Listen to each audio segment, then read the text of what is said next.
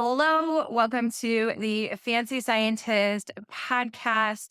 Today, if you are interested in a career in wildlife biology, ecology, zoology, conservation biology, then this is a really important episode to listen to. We are talking about an article that somebody forwarded to me a couple of weeks ago, and it's called The Conservation Career.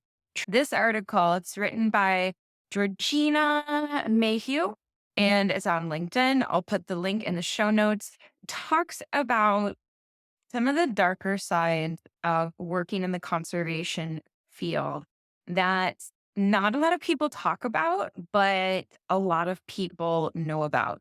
Even in the article, she talks about how there was only one article out there that talked about some of these things. And a lot of people that were interviewed for the article didn't want their names on the article. They wanted to be anonymous for fear of it hindering them being able to get a job in the future. But this is something that a lot of people know about. I posted it in my Getting a Job in Wildlife Biology Facebook group, and there were a lot of comments about how this article resonates with what a lot of people hear about the conservation field. So, in today's podcast, we're going to explore this article and I'm going to offer my insight on it. And what I want you to know is that when you know about this field, it is so empowering. And just because there are downsides to this field doesn't mean you need to not pursue your passion and follow your dream, but to be aware of these things. And I'm going to give you some tips on dealing with some of the issues that are presented today. So let's get started and talk about this important article, The Conservation Career Track. We're going to just jump right into this article, and I am going to offer my thoughts from the beginning to the end. So we're going to go kind of linear through this article. We'll start from the top and go to the bottom, and I'll offer you my thoughts about the different points. The article really has four main sections, and it can be summarized in these few words: soulless vision, left burnt out, crushed self confidence, and a disillusionment with the entire environmental field. The article starts out with an easy sell. And the author, Georgina, talks about having grown up on Sir David Attenborough's documentaries. And she talks about how this was an easy conservation sell. You would see scientists or be told about research studies and get to see the animals interact outside in these amazing landscapes. She even says that it sold to her this vision of working outside in exotic locations, interacting with charismatic creatures, and changing the world for the better. And I think that this is the biggest challenge when it comes to conservation careers or careers in wildlife.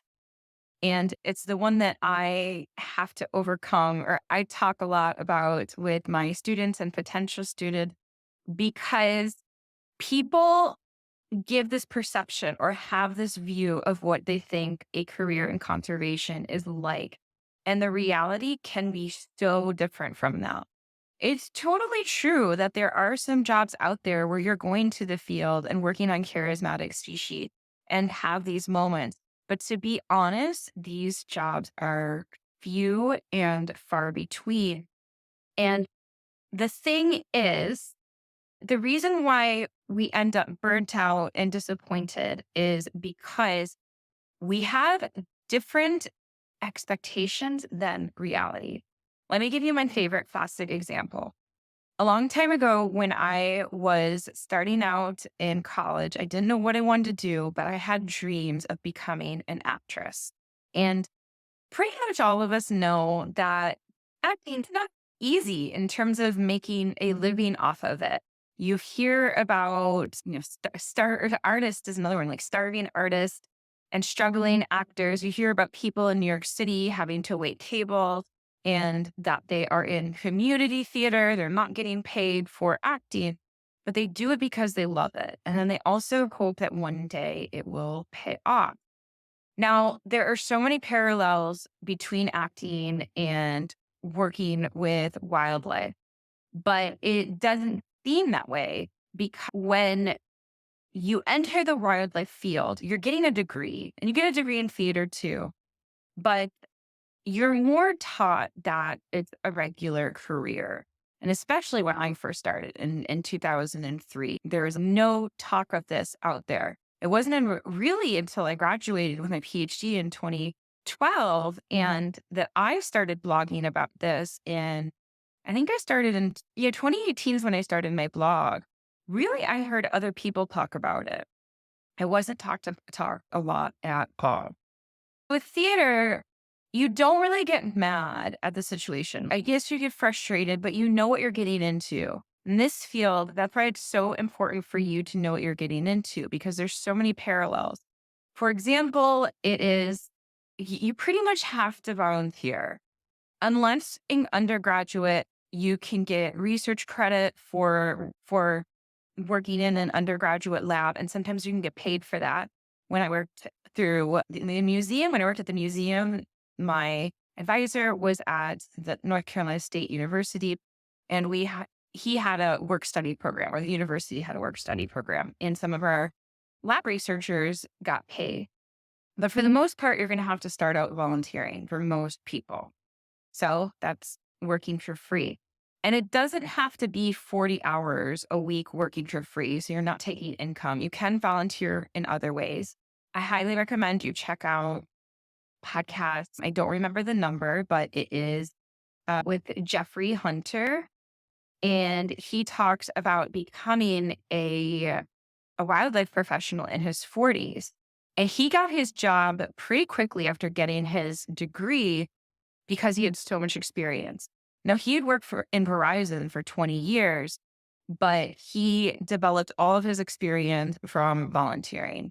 And it wasn't, full-time volunteering because he was working at Verizon. He had a job that was 40 hours a week, but he would do it on the weekend. So you don't have to commit in the same way as you would a full-time job, but you probably are going to have to volunteer. There's just a bunch of jobs too, like theater, that don't pay that well. You will probably have to take, even upon graduating, you'll probably have to take several temp jobs, or very most likely, not probably. The chances are very strong. And even with your master's, this can happen. If you check out podcast episode with Rebecca Mowry, she was my lab mate in graduate school, and we talked about her getting a master's, and she had to get some temp jobs afterwards. And I believe she worked at Starbucks too. So I'll put all of these podcasts in the show notes.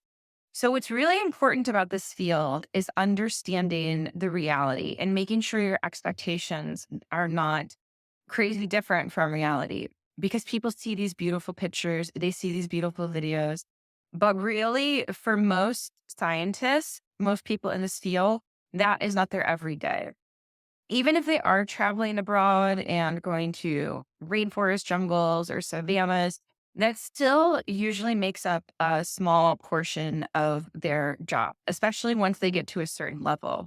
A lot of people see graduate students in the field.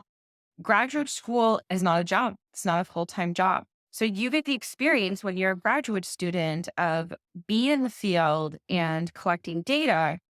But if that's what you want to do for your career, you got to be careful. You've got to make sure that you are planning your career and getting the right experience and education that will lead you to a job that will put you in the field, if that's what you care about.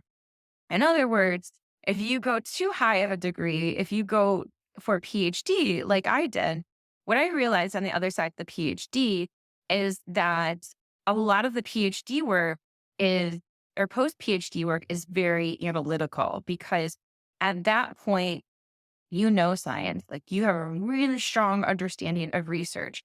You know how to write the grants. You know how to bring the projects together. So you're managing people. Your time is more valuable behind the computer, setting up the study design, reading the literature, writing the grants, writing the papers. And it's your field assistants, or if you're a professor, it's your graduate students that go to the field. So this is why it's so important for you to understand the career and the career options. There's so many different options out there. And this is what I teach my students. I am opening up the Successful Wildlife Professionals soon, and we go over the career types and workplaces in depth so that you get no surprises on the other end.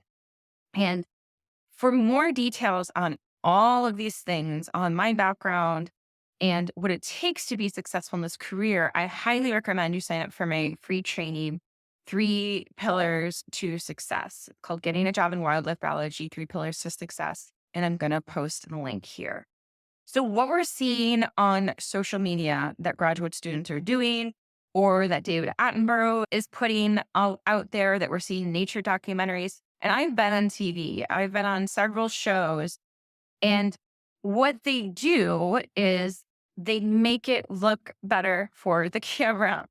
So even if you're seeing what they're doing, they might not be doing that. So for instance, if they're doing a story, a documentary on somebody's research and it's on baboons, the professor, they want to feature that professor because they're the main person behind that research or the principal investigator.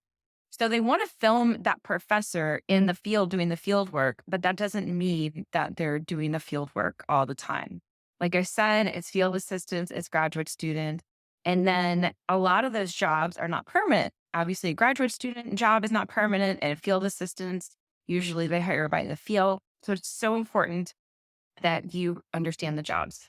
So take the Three Pillars training. I also have another free training, Identify Your Dream Job in 5 Steps. I'll put that in the show notes as well. And get the job tracker. And the job tracker, I teach you to look at the jobs now. Do not wait. Look at the jobs now before you finish your degree and understand what this career is all about. Okay, going back to the article, I just want to reiterate some of the things that she states and talk about what I think about them. She mentions after years of degrees, rejection, debt, unpaid volunteering, and crappy jobs to fund unpaid volunteering, and more degrees, rejection, and debt, and blah, blah, blah. She got her dream job. So that's true. You're probably going to have to get degrees. You want to choose your degrees intentionally. You will get rejected for sure. That's just part of this job. You don't have to go in debt though. And I teach my students how to be really smart with their money. I did not go into debt. I oftentimes, or I used to regret not going away to college, but I stayed at home and went to a state school. I had residency tuition. And I know this is not an option for everyone, but and I had scholarships too. So my college was super cheap. And I didn't get the college experience. I didn't go away, but I did not have debt.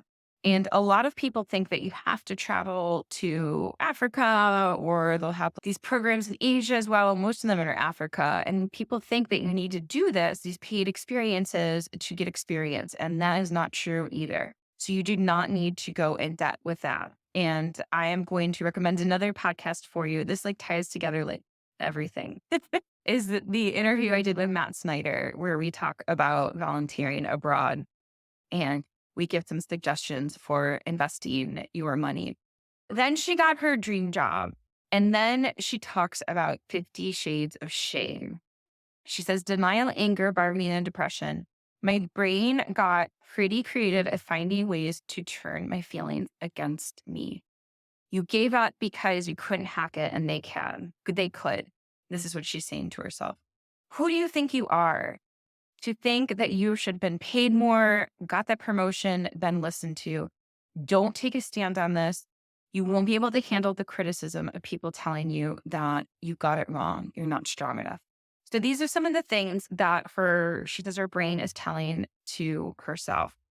And this is why When I work with my students, I used to have this bonus course, but now I incorporated it into the full training on how to work with your brain and literally rewire your brain. Your brain is like a computer program, and you are getting messages all the time from society, literally from when you were a baby, your parents talking out loud. Those were messages. Anyone talking out loud, those were messages.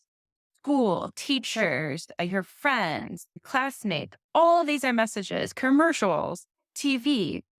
And we're not taught the right way to talk to ourselves. I highly encourage this book called, it's about self talk. I think it's called like How to Talk to Yourself, something like that. I will put it in the show notes. I am reading it, or I finished reading it. I'm doing the exercises right now. You need to learn how to talk to yourself. And the cool thing about our brain is that it's flexible, that it's plastic.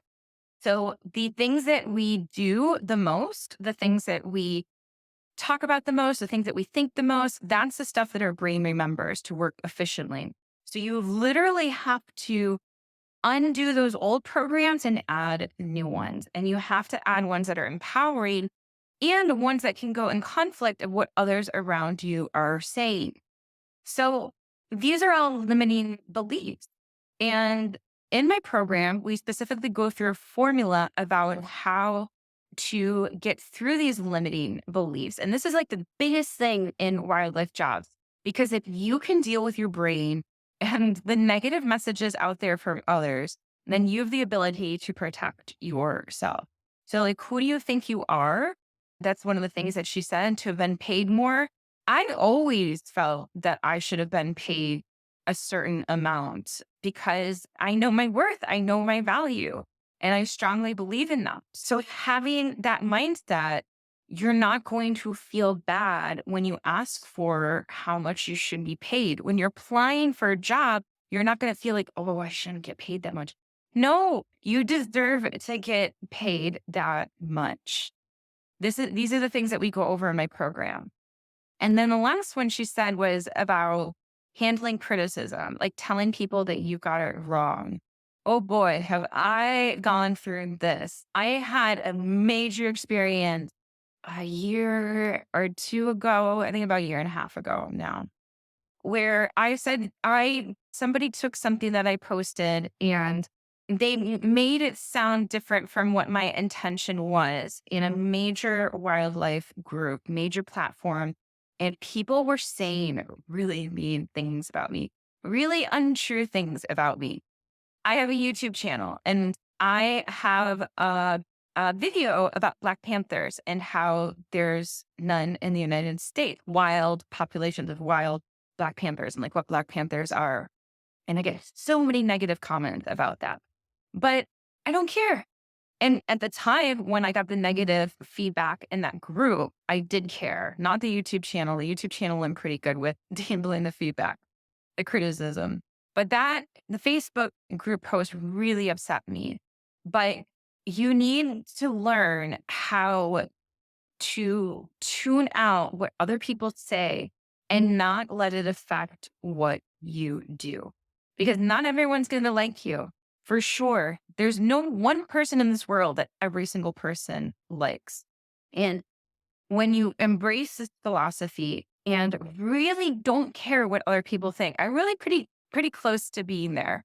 I've come so far. Then you are so powerful and you get to live your life for you and do the things that you want. Who cares about their criticism? Everyone's a critic. Go to Instagram, look at any innocent post. You see comments that are mean or be like, how could you post this? This is mean towards this kind of group or that kind of group. Like, people just want to complain. People just want to find problems with things. And it's up to us to protect ourselves from that. You only have one precious life to live. Are you really going to let the criticism, the thought of a stranger influence you? No, that gets me so angry. As you can tell, I'm getting work. So the take home point is that to be in this field, you really got to work on your mind. And then she mentions that shame thrives in shadows, that a lot of people feel shame here. And that only one article, the one article I was talking about at the beginning, where young conservationists declined to comment. So these are all kept in secret.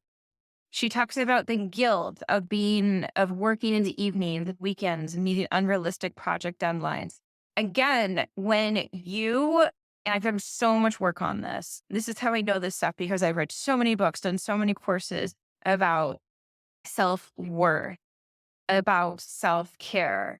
When you strongly believe these things and know it to your core, then you have the ability to set boundaries. And then once people start doing this, the field changes.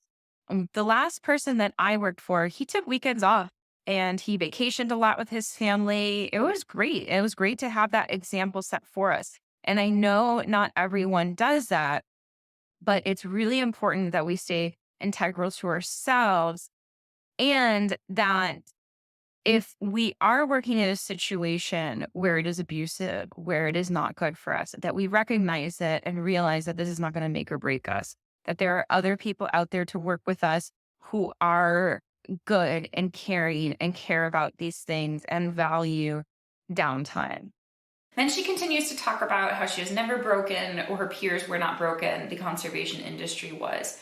I agree with this. Nobody is broken, but I do agree that there's a problem with the conservation industry. But here's the thing.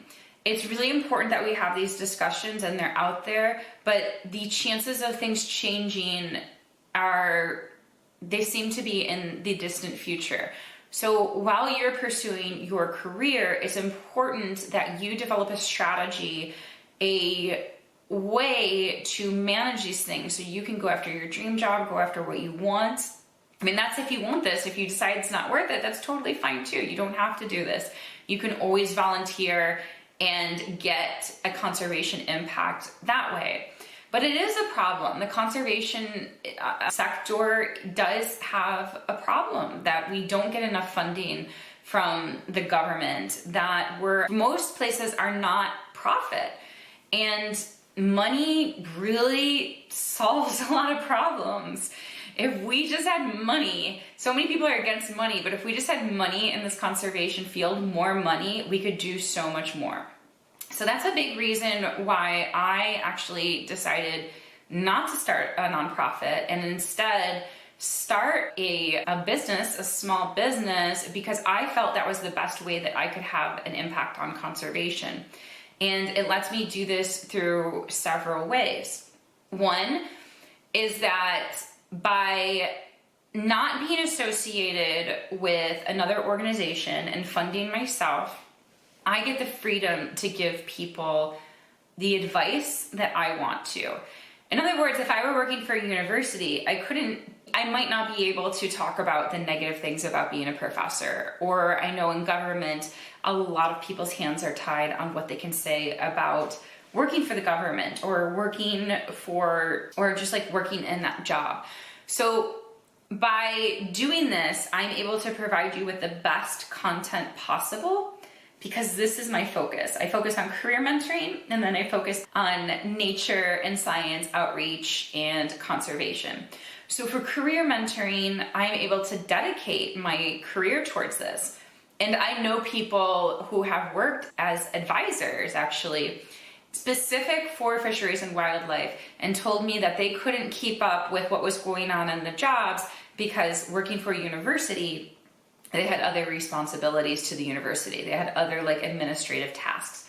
So being in this, I'm in the unique position to really help you guys. When you go to the 3 Pillars training, you're going to hear my story and you're going to see why it's so passionate to me. I loved what I did. I loved my career path. I loved studying forest elephants, but it did not set me up for the job that I wanted, and that's okay. And I am doing what I do now, and I love mentoring my students in this capacity. And then the other thing that I do, as I mentioned, is I do outreach. And so by teaching people, I have several ways that I can generate revenue through ads, through affiliate links, and then through creating programs. I create programs for parents to connect them, to deepen the connection between them and their children using nature. And by charging for those programs, And if or when I make millions of dollars from all these people participating in these programs, it will be amazing because then I will have the ability to fund conservation projects of my own. For instance, somebody actually was commenting on my Facebook post about money, saying that like money is the problem. Money is just a tool and it can be used for good things or bad things. It's like a knife. You can kill somebody with a knife, but you can also cut vegetables up with a knife and make a pretty good meal. So money is like that. And there was this recent article about Patagonia, the company, and their founder, CEO, I think it's probably the same thing. But anyways, he's a billionaire. So it's not that him being a billionaire, it makes him bad. He's not bad at all. And actually the article is all about how his billions of dollars are helping fund conservation projects. So we don't think of like Patagonia as evil. We don't think of shopping there as evil. Like, we love the products. They do really great sustainable things, have amazing products. They provide us with field clothes, and we're investing in something that we get a benefit from, and then they give back too. So it's not money, it's what people do with the money, and then also practices underneath the corporations that can be exploitative. So she's right, and I don't know how to fix the industry, but I just gave you one example of thinking about ways to monetize it. And I know a lot of people think that monetizing wildlife is icky, but I mean, wildlife tourism does this. You pay money to go to a national park, to stay at a lodge, and when COVID, like for example, when COVID hit, so this funds wildlife protection. When COVID hit, a lot of wildlife was actually at risk, and some populations suffered because there weren't the tourists there, and then poachers could come in and kill the animals pretty easily. Let's try to think of some more creative solutions to these issues, because there are creative solutions out there, and I don't have the solutions today, unfortunately, but I do want you to know that when you know, the big take home, when you know what's on the other side, you were able to create a strategy to get there efficiently and effectively. And there are good paying jobs in conservation. It's not that there aren't, it's just that they are, and jobs in general are competitive. And I honestly will say that most people just don't know how to do it. They just get their degrees. And if they're struggling to get a job, then they get another degree. And the degrees don't fix things. You need the strategy. You need the things that the job wants. And that's what I teach in my programs. You need the experience specific for that job. That's really what they care about. I want to paraphrase a statement that she says. So she says, when you attach too much of your identity to your job, and I want to bring up part of a sentence, a quote from part of a sentence, and discuss it. She says, when you attach too much of your identity of your job and therefore risk seeing success in your job as a direct reflection of your worth. This is something that is so easy to happen to us because we do this career because we love it. We are in it because it's our passion. So many of us are called to it. It's our mission. We feel like we can't do anything else. Like, this is the job for us. Therefore, we're willing to do it no matter what a lot of times. And because it's our passion, because it's what we love, that is so integrated with who we are. It's really important to keep yourself separate, especially your worth, like she mentions. Keeping the worth part, you're worthy no matter what. It doesn't matter. And this is something I'm still learning. I'm still practicing. In fact, I'm reading the book Worthy by Jamie Kern Lima. I love this book. I'm going to add it to the show notes. Worthy. And when you have worth, like, this is the thing that makes things unshakable for you. And you don't feel the need to prove yourself in things like your job. She mentioned the shame and shadows that underlie these problems will only ever have a chance of being resolved if we bring them to the light and look at them for what they are. We need to have brave, messy, uncomfortable conversations. I totally agree with that. And I hope I'm helping you do that here too. And she does say, I'm sure that some people might read this and find it irresponsible that I'm putting people off working in environmental conservation when there has never been a more urgent need to work towards a sustainable future. There are probably people going to think about that too. But like I said in the beginning, it's so important that we understand this career. I really don't think we are even near a point where there's too few people to fill positions. So what we need to do is get people prepared about the reality of this career and what it entails. That is the most important. And that's a big part of what I do here on the Fancy Scientist podcast and all the work I do. In fact, when I wrote the book Getting a Job in Wildlife Biology, one comment I got, it says, a book that doesn't flinch from the reality of a wildlife biology career. A great resource for anyone considering this career, though it may actually do more to dissuade the reader from studying wildlife biology than encourage them. And I understand what this person's saying is never my intent to dissuade. And I truly believe that anyone can be successful at this career, but you need the right strategy. You need to have, we'll come to the three pillars training, and I'll tell you the three pillars that you need for success. But I don't want to give you guys the videos of forest elephants, the pictures of forest elephants, the pictures of me in the field, and then not talk about what it's really like on the other end. I feel like that is really misleading. And what would frustrate me and why I started blogging about this in the first place is that I would Google wildlife biologist or ecologist and would see all these pictures of people in the field and holding animals, and a lot of people think that their job is like Steve Irwin. I talk to a lot of people. I'm so inspired by Steve Irwin and I want to be like Steve Irwin. There really isn't a Steve Irwin job. Like he was a host of a TV show. He didn't do that much research. He was associated with a zoo and he is on some publications, but he created his own job. I need to research him and see how he came about becoming and coming into this position. And you can get jobs like this, but it's not like going to medical school to become a doctor. It's not like, here are the steps. Like, you're going to have to be like a freelancer and like get an agent probably and be more of a TV personality than an actual scientist. Okay, let's go back to the conservation career trap. She mentions that taking care of the people who are working. She ends that exploiting people is part of the very problem that created all the environmental and social woes that the sector is working to solve. It's important that we be honest about it. Like she is, like I am. And basically that's the article in a nutshell. Definitely read it. I highly encourage you to read it. You have to read it if you want to go into this career. I just want to read a couple of comments from people in my Facebook group. Somebody wrote, but different from corporate positions, this career path is out of passion. I totally agree with this. They say, such as visual arts, acting, writing, music. So this is so true. And what I talked about in the beginning.